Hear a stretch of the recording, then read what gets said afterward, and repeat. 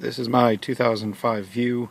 This is trying to work on a problem that sometimes you have where you pull the windshield washer and it'll either put out just a little bit, or sometimes it doesn't put out anything at all, but you can hear the pump running. And when you look at the tank,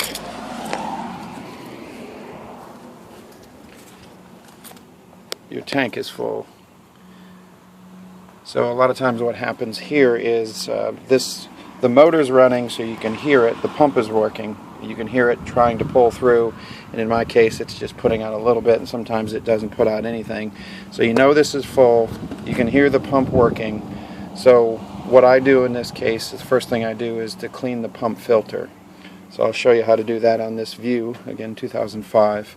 There are a couple of things that you need to pay attention to, and that's these bolts will have to come out, even for the radiator, the tank for the radiator. It's going to have a couple of bolts, and this one shares a bolt with the fluid tank.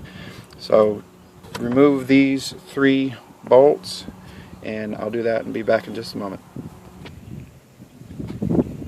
On this particular car, this bolt is 9/32, but these 2 bolts back here are 10 millimeter. Not sure why they mix the types, but they do. So now that the bolts are out, you'll see that these both are loose, and you just need to finagle this kind of up a little bit and work this out to get to the pump. So I'm going to do that. I need both hands. I'll be back in a moment. Alright, I've got the tank up. This radiator reservoir just needs to be lifted up. It kind of comes up in this area right here, and then with your other hand you can kind of pull the fluid tank out. And if you look down here, you see that that is the actual pump that pulls the fluid out and sprays it up on your windshield.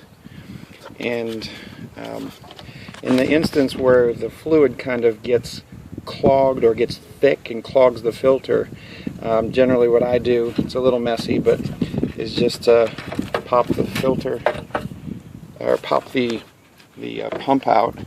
As you can see, it slides right out. It's just a little tube there. But right in here, there is a little tiny filter. When you set it down, it kind of comes out, and you'll see the fluid start pouring out.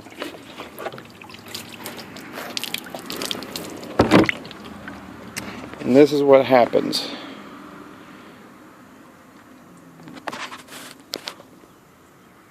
The filter clogs a bit. Let me move out here in the sun, see if I can get it to a little better view. The filter gets this